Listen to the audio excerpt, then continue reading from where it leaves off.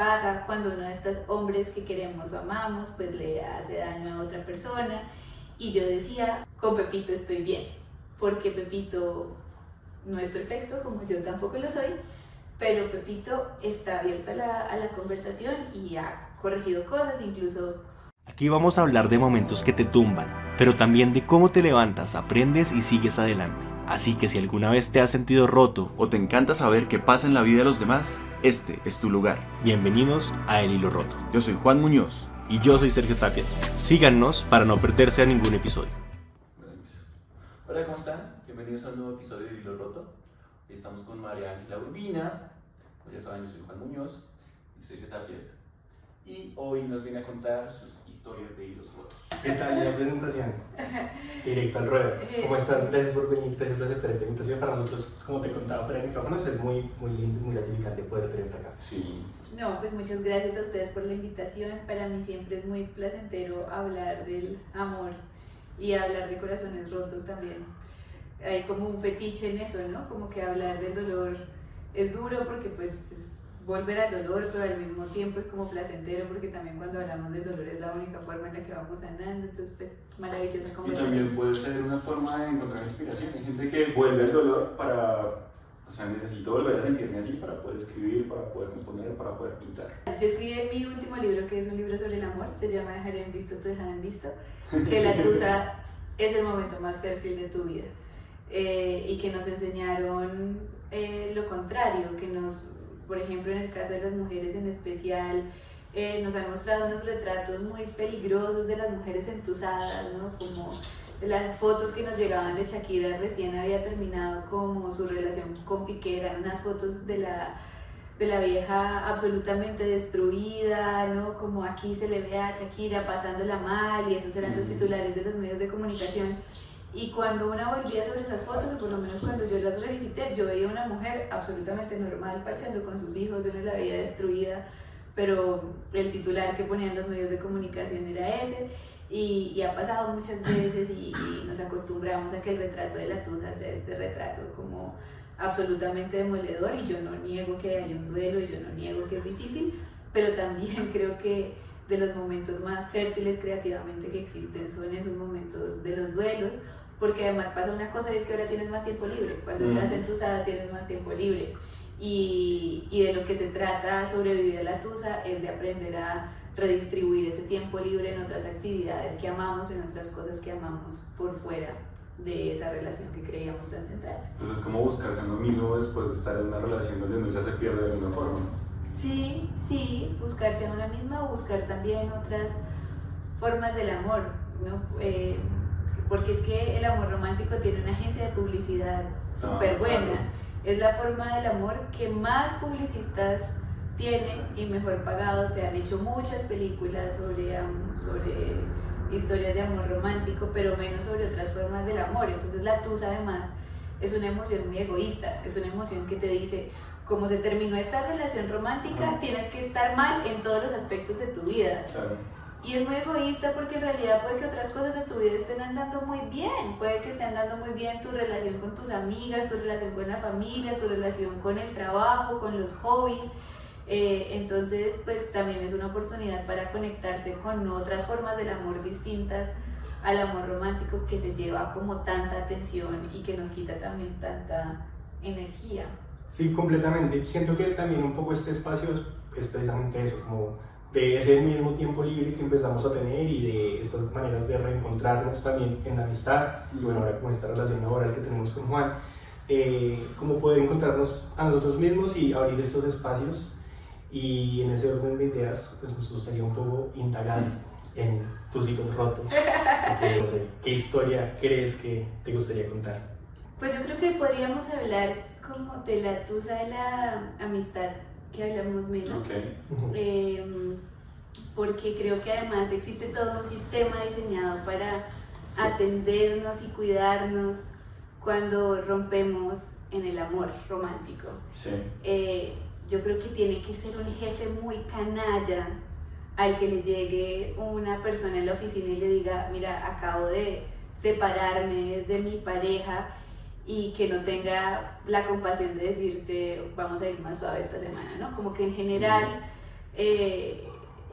incluso las personas menos empáticas tienen empatía por esa persona que está pasando por un duelo amoroso cuando es un duelo del amor romántico. Pero es por esa exposición básicamente, porque tú vives expuesto a eso, a que los papás se separan, a que los vecinitos ya no tienen, o sea, muchas cosas que tú vas viendo y todas las relaciones, pues básicamente las películas giran en torno al amor romántico, no hablan como de perdí a mi amigo y sufro, o sea, siempre tiene que haber como un vínculo un poco más allá. Y nosotros como latinos también, pues las novelas, como que nos criamos como con esto de que el amor tiene que No, ser y esto, que el amor tiene que ser un drama, y si el amor no es drama, no es real. Entonces, si tú no sufres, lloras, gritas, te peleas, no estás viendo un amor real, es un amor aburrido. Y eso es lo que pasa muchas veces, que uno se aburre dentro de la relación porque está viendo que no me aman como yo aprendí que a que me paran.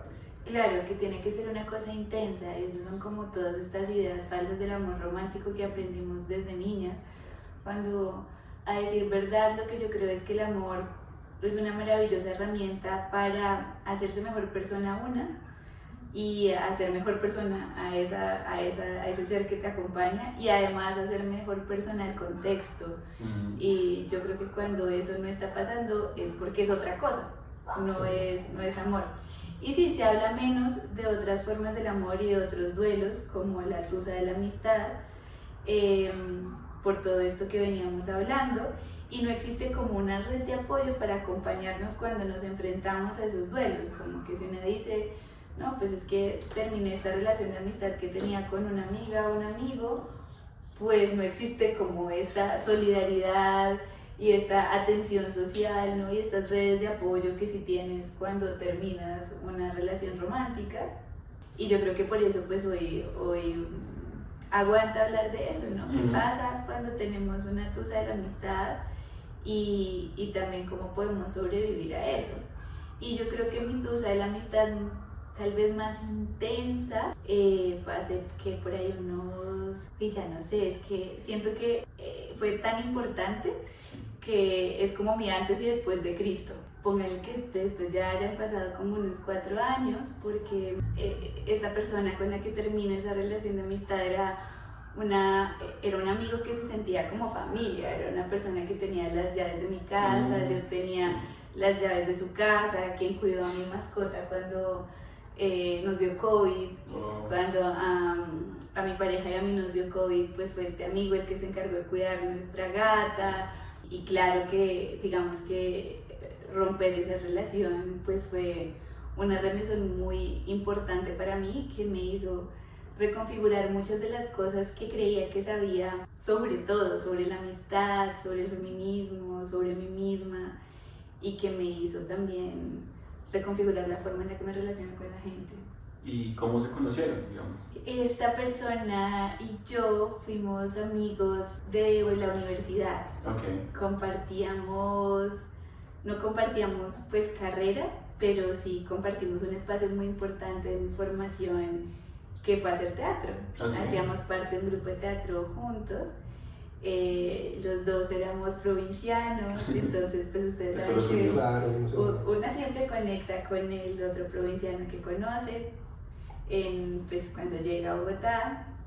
Y si bien creo que en principio como que esos primeros años de conocernos y hacer teatro juntos, pues no había como una amistad tan íntima como la que se vendría a desarrollar ya después de que ambos saliéramos de la universidad y del grupo de teatro. Pues digamos que ese espacio que compartimos ahí, como en el juego, en la creación, en el juego que viene con el teatro, en la creación de las obras que alcanzamos a hacer juntos como parte de este grupo, pues digamos que sentó las bases de lo que luego sería como nuestra amistad. Este era un amigo, durante mucho tiempo era como un amigo, y yo creo que se volvió mi amigo, ¿no? Como en este nivel de intimidad. Tal vez cuando yo me voy a estudiar inglés, una época en la que yo me voy a estudiar inglés, me voy a trabajar a una empresa de sistemas de calefacción en Estados Unidos, y pues trabajando en esta empresa de sistemas de calefacción podía estudiar inglés y viví allá más o menos un año, y creo que esa soledad que viene con migrar y ese desprendimiento como de la identidad propia que viene cuando una migra también, que te pone como en una situación de vulnerabilidad tan grande, y hablo de la identidad porque ya tú no eres tú no eres tan chistosa en otro idioma como eres acá, tú no te comunicas con otras personas como te puedes comunicar acá. Hay unas barreras culturales enormes. Yo sentía que los gringos con los que me relacionaba solo hablaban de geografía, y yo quería preguntarles, oye, pero ¿cuál es tu herida de infancia? ¿Pero quién te viene del colegio? ¿Pero cuál es tu hilo roto? ¿Quién te rompió el corazón? Y no, allá es muy difícil establecer esas conversaciones, como que la gente solo habla como, ay, ¿cómo es el clima en Colombia? Sí, y entonces eso como que te arroja una soledad que es muy difícil de sobrellevar. Tendría 22 años en ese momento, y creo que él en ese momento estaba también como atravesando como otras soledades en Colombia, pero otras soledades, y creo que particularmente en esa distancia geográfica desarrollamos un nivel de intimidad y comunicación que terminó por consolidar esta relación, hacer una amistad muy genuina, muy verdadera, de mucho aprendizaje mutuo. Digamos que hace rato que no hablaba de esto y lo recuerdo como con mucho cariño, como con mucho amor, las formas en las que nos acompañamos y en las que yo podía aprender de lo que él iba viviendo, sí, y él podía también aprender de lo que yo iba viviendo, ¿no? Como que era una interacción constante de hola, ¿cómo estás? Y esto me pasó, y claro, y acompañar al otro en eso que está viviendo, pero también ir tomando nota y escucha, claro, este man la cagó por este lado, de repente yo voy a tomar nota para que esto también vaya guiando mi vida. Hace poquito una amiga se fue del país, grandes amigas, la bruja de mi matrimonio, ella fue como nuestra sacerdotisa brujeril que nos casó a mi esposo, a mí, y se fue del país y me dio muy duro, y le escribí un poema a ella, y decía que las amigas pues son espejos, son como ese espejo en el que uno se refleja, para terminar de entenderse a una misma. Y yo creo que esta persona de la que estamos hablando, que hay que ponerle un nombre, porque si no vamos a llamarlo, ¿cómo lo llamamos? Vamos a llamarlo Pepito. Yo creo que Pepito fue mucho tiempo eso, de verdad, un amigo real que me servía mucho de espejo también para ir aprendiendo a transitar la vida. Yo volví y pues esta amistad estaba súper, tenía unas bases. O sea, tú llegaste un año allá y de todo ese año estuvieron hablando y me has dicho súper unidos. Súper unidos. Y ya verse. Y ya vernos pues fue hermoso, porque esta amistad tenía ya unas bases muy sólidas, o sea, como que sí que chateamos y sí que ese chat era profundo, no era sobre cuál es el clima de Colombia, el clima de Chicago como con los gringos, sino que era un chat realmente íntimo sobre la vida. Y pues ya entonces eso se empezó a acompañar en el día a día, pues ya de lo que uno puede hacer estando en persona, de salir a comer y hacer fiestas. Y pues Pepito tenía un apartamento de soltero todavía muy universitario, en el que se hacían muchas fiestas, en las que la pasamos muy bueno, y muchas fiestas que además, digamos, que unían a esta comunidad de personas que giraba alrededor de este mismo espacio donde nos conocimos, que fue este grupo de teatro del que hicimos parte. Y sí, pues seguimos siendo muy amigos, y yo acompañé, estuve muy presente como en una de sus tusas más duras, como una relación muy importante que se terminó. Él también acompañó momentos muy importantes como de duelos románticos por ahí míos, de transiciones laborales, ¿no? Y los dos como personas creativas también, yo creo que retroalimentándonos constantemente el ejercicio creativo del otro. Pepito también era una persona creativa que también trabajaba en el mundo en el mundo de las industrias creativas, y cuando yo vuelvo a Estados Unidos, vuelvo feminista. Yo creo que yo me había ido feminista, solo que no lo sabía. ¿Pero fue como el proceso de redescubrirte allá que te hizo feminista, o fue cosas que viste allá? Fue poder nombrarme, fue tener acceso a la información que me hizo saber, pucha, que hay una comunidad de mujeres desde hace muchísimos años que a lo largo de la historia ha venido como trabajando por estos derechos que son tan importantes, y esto que yo he sido desde niña, esto que me ha incomodado desde niña, esto por lo que he luchado desde niña es ser feminista. Okay. Entonces yo vuelvo autonombrándome feminista y entonces tenemos conversaciones constantes pues sobre toda esta información que empieza a ser tan importante para mí.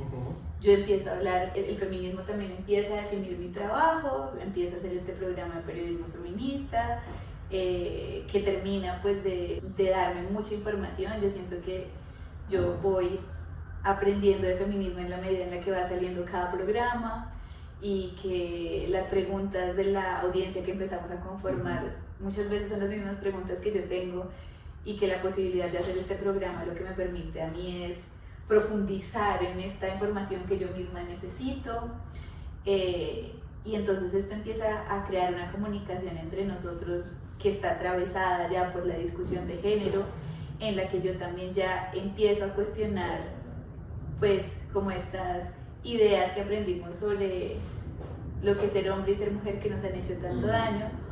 Es que si ustedes vienen de provincia es un poco más fuerte que Claro, y estos comportamientos asociados a la masculinidad que se han permitido y en los que yo muchas veces necesito cuestionar.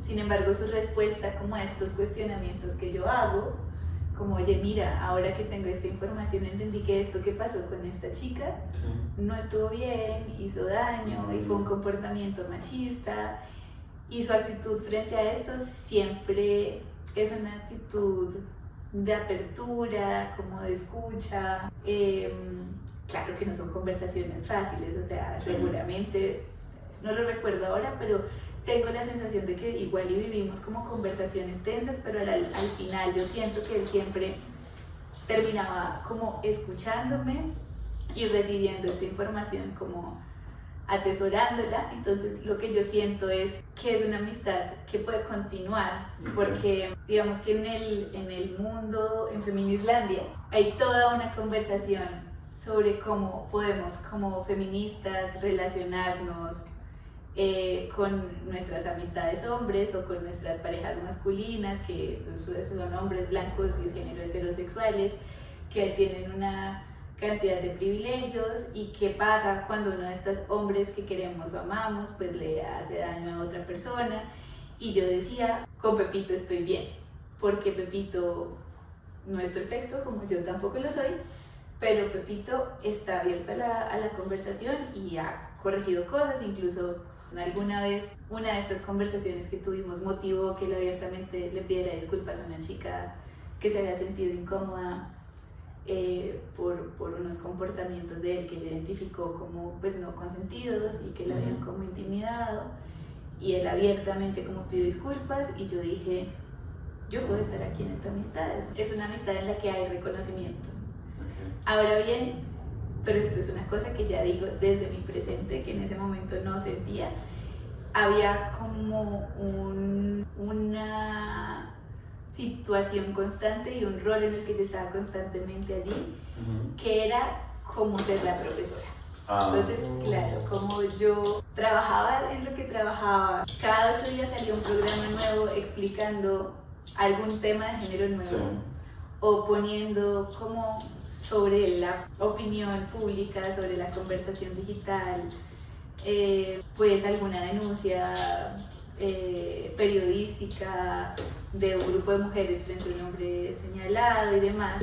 Pues el hecho de que yo tuviera este trabajo hacía que fuera casi como un shortcut sencillo, como una consecuencia directa, que Pepito y las personas que estaban a nuestro alrededor asumieran que yo tenía la información y que yo debía como enseñarles. Y la peor consecuencia de todo eso es que yo por mi lado tenía muchas cosas que aprender también, y estar constantemente en este rol de ser como la pedagoga pues hacía muy difícil que yo pudiera vivir mis propios procesos también, porque pues el hecho de que yo tuviera acceso a esta información no me hacía como ya graduada, porque nadie se gradúa de ser la feminista perfecta nunca, y por el camino pues a hoy como yo veo la situación es, claro, yo necesitaba esta reconfiguración de amistad, porque necesitaba rodearme de personas que también pudieran cuestionarme a mí, que también pudieran acompañarme a mí. Es súper importante pues en estos procesos cuestionarse eso a uno mismo y decir como pues no puede venir toda la información de un mismo espacio, sino como si realmente estoy interesado pues como que también debo buscar en internet, en Google, como bueno, ¿qué es esto? O sea, es de alguna forma tu obligación, mirar qué es lo que quieres hacer con eso, o sea, buscarlo. Claro. Sí, pero es muy fácil para muchas mujeres que conozco y para también muchas feministas que conozco asumir la carga de tener la responsabilidad de ser la formadora. Y eso es súper peligroso. Pues primero porque, como les decía, implica como que una no está concentrada también en su propio proceso personal de aprendizaje, que es enorme, sino que además es una cosa pues muy desgastante. Pero también es una carga que la sociedad nos ha impuesto. Pero entonces sí hay ahí como un reforzamiento constante externo que está basado en prejuicios de achacarnos a las feministas como la responsabilidad de arrear al mundo. Pues no, pues de nada de esto yo me daba cuenta. Todas estas son reflexiones que yo puedo tener en el presente. En ese momento pues yo me puse la camiseta de ser la pedagoga, ¿no? Me puse la camiseta. Pues también tenía 25 ¿Y era años. solamente con él o era con cuántas personas más? Pepito era mi mejor amigo, sí. ¿no? Pero digamos que esa amistad que era el núcleo, pues ahí alrededor había otras personas con las que habíamos hecho teatro, ¿no? O que rodeaban como el círculo, pero digamos que mi núcleo pues siempre fue Pepito. Sí. Mi gran campanazo para decir cómo tengo que terminar esta amistad es cuando pues esos comportamientos que yo creía que habían sido como atendidos y reflexionados, pues en realidad para mí terminaron en saco roto porque pues me entero de que Pepito termina según me contaron y pues yo creí por completo en ese testimonio por distintas razones, que además no fue uno solo, fueron varias personas que lo vieron, en fin, fue una cosa muy dolorosa, agrediendo a una chica en un contexto de fiesta. Okay. Yo fui la última persona en enterarse, pues porque además, claro, esto había pasado y varias personas habían visto, pero como que era como, no le podemos contar a María Ángela porque qué video, ¿no? Como que... Claro. Y en efecto le contaron a María Ángela y pues qué video. Y yo lo que siento es que el hilo se rompió, porque digo, si Pepito hubiera sido una persona que no hubiera tenido como las herramientas, que no hubiera tenido como chance de tener todas estas conversaciones, sí, que no ha tenido solamente conmigo, sino también gracias al acceso cultural que tiene en el curso de los últimos años, si no hubiera habido campanazos antes en donde incluso él ya había tenido que pedir disculpas, pues de repente yo me la pienso un poco más a la hora de decir como si sostengo o no la relación. Pero en esa circunstancia yo sentí una cosa física que incluso excede lo racional. Yo estaba muy acostumbrada a vivir en el mundo de las ideas y de las ideas que defiendo y de las ideas que son tan importantes para mí. Y yo siempre había dicho que suave con las personas y duro con las ideas. Pero fíjense que la decisión de terminar esa amistad ni siquiera alcanzó a llegar, al menos en ese momento, al mundo de las ideas, sino que fue una cosa en el estómago que dije, yo no puedo volver a ver a Pepito después de esto. O sea, como que siento absoluto rechazo por esta conexión y yo no me voy a sentir cómoda ni voy a estar tranquila en la continuidad de esta amistad. Y cuando tomo esa decisión, pues las personas que estaban alrededor tienen una actitud que en su momento fue muy dolorosa, y lo entiendo, que fue decirme justo esto que estamos hablando.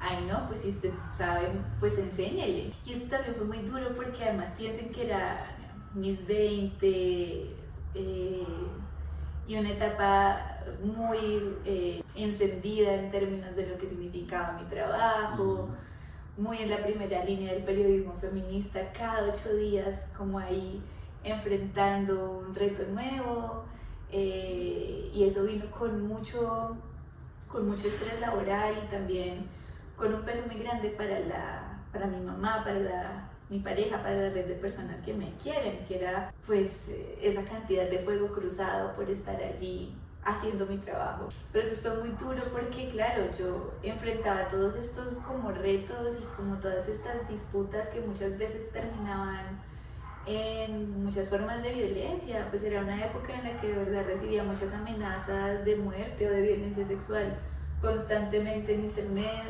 o procesos penales por injuria y calumnia de estos hombres que señalaban a las mujeres y que luego nos denunciaban a nosotras por hacer nuestro trabajo. Se sentía como una época muy luchada y el mundo se sentía como muy adversarial muchas veces. Y esta era una de esas personas, era una persona muy importante, o sea, Pepito era muy importante en mi red de apoyo. Entonces lo que para mí implicó que esto pasara fue una cosa muy personal, pero que también se sentía como una desilusión social, como si yo no puedo acá, si yo no puedo en mi propio contexto, no podemos. O sea, como sí, si no era Pepito, pues qué desesperanza, porque esta era una persona que para mí hacía parte como de estas cosas que me llenan de esperanza, ¿no? Como que estoy haciendo un cambio en el mundo. Y como estos hombres que me hacen sentir como, ay, es posible, o sea, como no, es posible, todas hemos aprendido y todos hemos aprendido estos prejuicios, pero es posible. Entonces fue como un duelo a ese nivel, un nivel muy personal, pero también un nivel colectivo, como que por un lado era el duelo de perderlo, por supuesto, y de lo que implicaba para mí esa decepción tan profunda, pero se volvió como una decepción profunda también de las ideas en las que creía. ¿Y cómo le dijiste, como hasta aquí llegó esto? ¿Cómo lo tomó él? Pepito me llamó llorando cuando ya supo que yo me había enterado, muy preocupado, a decirme: lo que a mí más me preocupa de esto es perder nuestra amistad. Y yo ahí solo confirmé que yo tenía que terminar esa amistad, porque si le preocupaba más perder nuestra amistad, pues para mí lo que me dijo es como, uy, no, de pronto esta persona tiene como categorías de mujeres, mujeres a las que respeta, y yo corrí con la fortuna de ser aquí una de las respetadas. Por eso muchas mujeres, cuando salen las denuncias de hombres que nunca las han tratado mal, salen a defenderlos, porque dicen, pero él conmigo ha sido un hombre ejemplar. ¿Cómo así? Y es que no, pues sí, es que no, los hombres no son iguales con todas, ni todos los hombres son iguales tampoco. Entonces, para mí se hizo eso evidente, y aunque me dolió mucho escucharlo llorar de esa forma, se hizo evidente que él todavía no estaba atendiendo el problema de fondo. También me pareció que lo estaba minimizando, que parte de la responsabilidad y no la responsabilidad de las formas en las que yo habría esperado que él lo hiciera. Y esto a la larga, hoy, para mí ya no se trata de un asunto de lo correcto y lo incorrecto como en abstracto, que antes sí lo defendía como esto es lo que está bien, ¿no? Ya yo no creo en eso, pero no era lo que yo esperaba de él. O sea, más allá de lo que está bien en abstracto, no era eso lo que yo esperaba de mi amigo. ¿Qué herramientas o qué te mandó a flote como en esta crisis de cuestionarte como las ideas y obviamente de esta pérdida, y qué herramientas que hiciste tú como para hacer eso? Porque es lo que hablábamos al comienzo, ¿no? Como que se espera que cuando te rompen el corazón porque es una pareja vas y te comes un litro de helado, pero y cuando pierdes una amistad, y sobre todo pues en este contexto que es como una decepción, no es como... Y también me preguntaba un poco por el grupo de amigos, porque sí, como la postura de ellos era pues enséñele pues...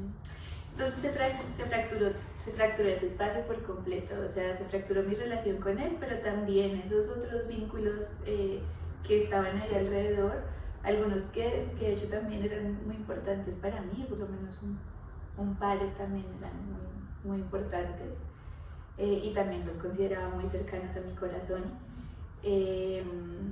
Yo creo que eso fue muy doloroso, ida y vuelta. O sea, el otro día me encontré con uno de ellos y yo le dije, ay, te voy a abrazar. No con Pepito, con otra de estas personas que también quería mucho. Yo le dije, mira, yo te voy a abrazar, porque de nuevo fue la cosa que yo sentí en la panza en ese momento. Yo te voy a abrazar, y nos abrazamos, y le dije que esperaba que todo estuviera bien y que las cosas avanzaran bien, pero al mismo tiempo, y yo creo que a él le pasó lo mismo, como que yo me sentí muy tranquila de ya no estar ahí, porque además lo que él me dijo fue como, en ese encuentro me dijo, me dijo que él estaba como muy dolido, como que tenía mucho dolor conmigo y como que más o menos como ya te perdoné. Y yo dije, no, pues esta amistad estuvo bien terminada. Pero pues seguramente si ustedes preguntan por esta versión de la historia, pues de ese lado, pues sabrán cosas que seguramente fueron muy dolorosas para ellos, y yo me imagino que eso tuvo que ver, y su dolor y las razones por las que él cree que él tiene que perdonarme o que ya me perdonó. Claro, Y pues entonces, cada cabeza es un mundo. cada cabeza es un mundo, y yo creo que eso tiene mucho que ver con que mis herramientas para responderte a tu pregunta fueron como la claridad de mis palabras en ese momento. Como que yo fui muy clara, a él le terminó la amistad definitivamente en un correo electrónico. ¿Por qué? Porque yo soy mucho más clara escribiendo que hablando. Cada uno de mis contenidos de internet pasan por un guión que leo y releo y descompongo hasta que estoy lista para grabar. He hecho 3 libros, mi lenguaje es el de la palabra y me gusta mucho ponerla sobre papel. Entonces, pues me escuché por otras voces que para Pepito fue muy doloroso que yo no le diera el chance de vernos, pero para mí era muy importante ponerlo sobre palabra escrita, y cuando yo llego ahí después de haber hablado con la chica implicada, después de haber hablado con otras personas que presenciaron.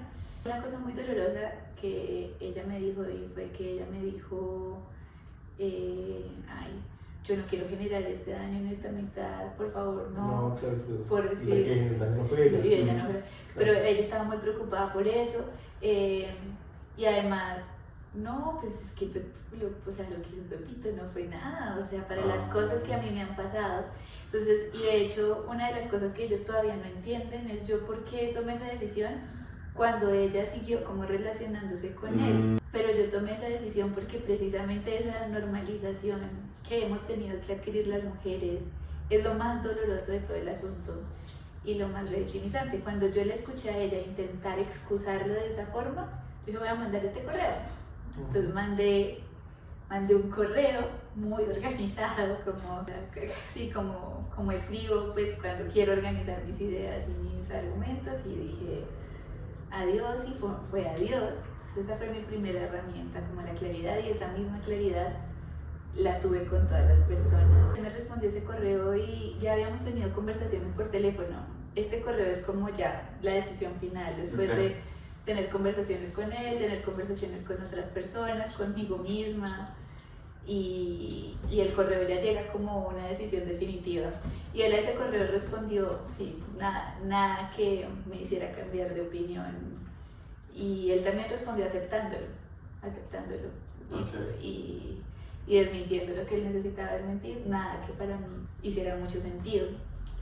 Pues primero eso, como que mi primera herramienta fue la claridad, como tomar la decisión, y fue muy importante para mí, y lo pensé en ese momento, que fuera una decisión así, porque una con las amistades hace lo que Barthes llamaba fading, que hoy se llamaría a veces como ghosting, que es como ir desescalando las cosas hasta que la vaina se vaya enfriando, y entonces uno tiene como relaciones ahí, que como un arrocito en bajo de amistad, en el que no se podría fritar un huevo, pero pues que tampoco está apagada del todo la llama, y eso pues es muy peligroso, ¿no? Ya hemos aprendido la importancia de los cierres en las relaciones románticas, hemos aprendido la importancia de los cierres hasta para los procesos de paz, y yo creía que esa amistad también necesitaba pues terminarse, y que simplemente uno no hace esos procesos muchas veces con las amistades, y que ahí había que terminarlo. Entonces yo primero esa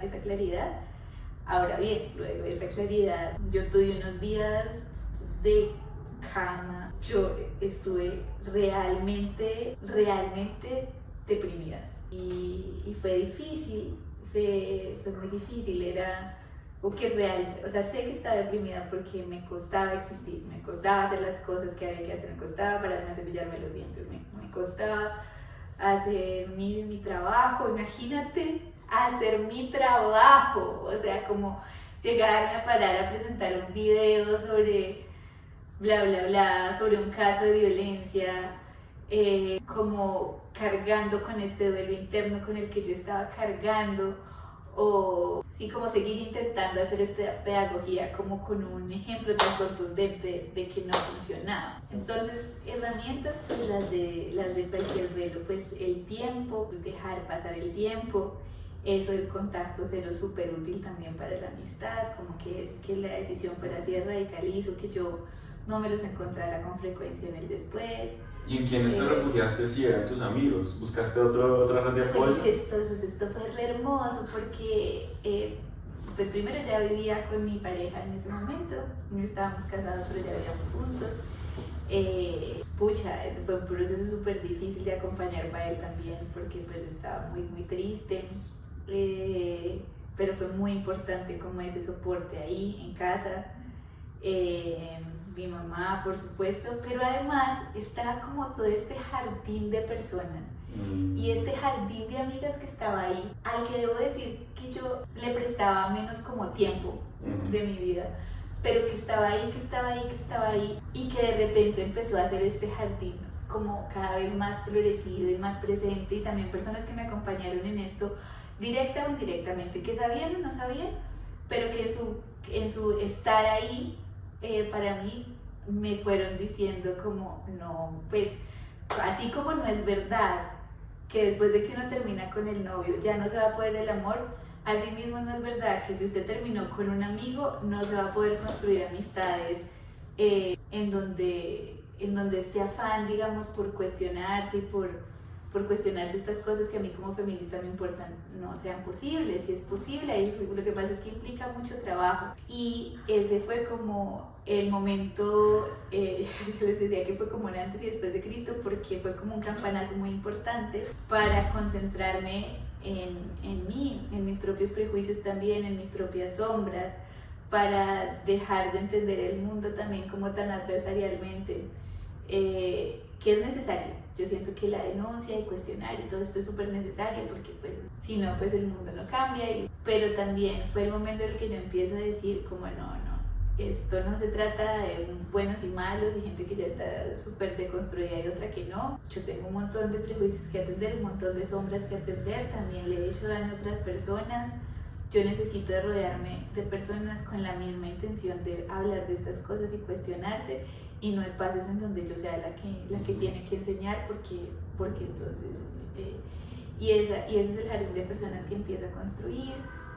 Empiezo a dedicarle tiempo activamente a esta gente. Yo siento que a todas estas amigas, yo siento que antes yo era de las personas que decía yo soy súper mala amiga, se me olvidan los cumpleaños de la gente y no sé qué, y después de esto empiezo como a cultivar activamente esas amistades, a entender que, por ejemplo, pues que mi relación de pareja es tan importante como todos estos otros vínculos que tengo por ahí, sí, como la familia, las amigas, y entonces viene como este renacer, ¿no? Como de la amistad.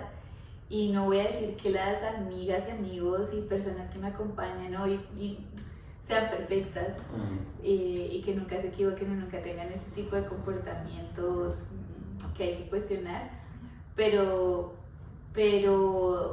nos acompañamos mutuamente en ese proceso. Si hay una diferencia allí en que es una compañía mutua, y en que hay como una voluntad también de tener un disfrute como cuidadoso, de acompañarnos en el malestar, pero también en el disfrute de forma cuidadosa.